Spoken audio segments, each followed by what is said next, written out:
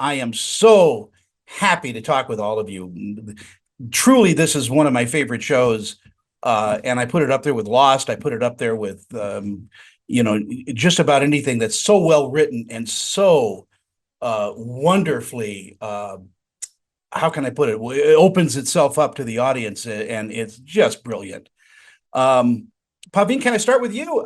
First of all, congratulations on this, the final season. I love your character. She is just an amazing person. Is it hard as an actress to do all that medical dialogue to learn the pronunciations of all that? Yes, it's very, very challenging, especially this season because I had one line and it went like this: failed to procure preferred grade used commercial sapphire. So, lots of tongue twisters whilst also doing an injection or, tinkering with stuff. It's like, I don't know. I imagine it's like working both sides of your brain all the time.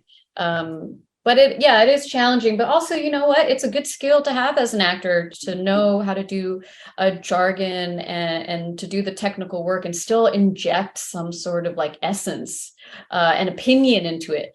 It's very hard to have an opinion about things that you don't understand or know about, that have nothing to do with like emotions, right? So yeah, I am grateful for having learned that skill as an actor. And you're no stranger to it. You got to work with one of my buddies on Saving Hope, Michael Shanks. Nice, yeah, Yeah. yeah. It's all been learning for me for sure. And Daryl, what a pleasure it is to see you doing what you do. You are just so rough and tough, and yet, like we used to say about Walter Brennan, gentle as a lamb. I wish I was as smart and as tough as Vance in real life. I'm not. That's why it's so much fun to play such a character that always finds a way to make things work. It's so wonderfully written in that way. And did you know Holly from The Americans? Did you guys work together? We were just talking about that. We didn't have any scenes together on The Americans, but at the table read, she was so nice, and she was a kid then. And I'm thinking, my God, this is such a nice girl. And then she comes on the show, and she's a monster. Yes. Let me just very quickly. What I said to Holly in the break is that you can't play the kind of character that she plays unless the character feels that they're the hero of the story. Then you can actually believe it because they believe it. And that's why she's so wonderful on the show, because she brings that brilliant choice of being the hero in her own story.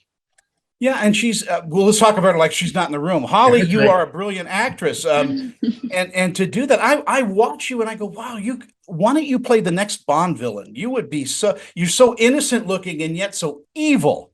It's wonderful. Wow, thank you guys. Thank you very much. I will pay you after the call for all of the compliments. Thank you. What do you love what do you love about your character? I love that the character thinks that she's doing the right thing all the time. It makes it way more interesting to play rather than just, as soon as I got the job, Jeff has said to me, Jeff Rake, our showrunner, that he doesn't want it to be like the mustache twirling villain. She has substance, and we see so much of her backstory, which I think is really great. And like I've been saying, it's not that it justifies her actions, but at least it provides a view and a lens of understanding for her. It is true. I mean, this series is just so wonderfully written. And Parveen, I'm going to give you the last word. What do you think audiences are going to take away from this final season? I think just take away. I mean, they're going to take away answers, that's for sure. It's going to be like closing a very good book and maybe opening another book in correlation to the first book. I don't know. Who knows? I always go back to, Spock died and then they brought him back. So, I mean, nothing's forever. Yeah. And Spock. It's been such a pleasure for me, by the way, to talk with all of you. Guys, take care.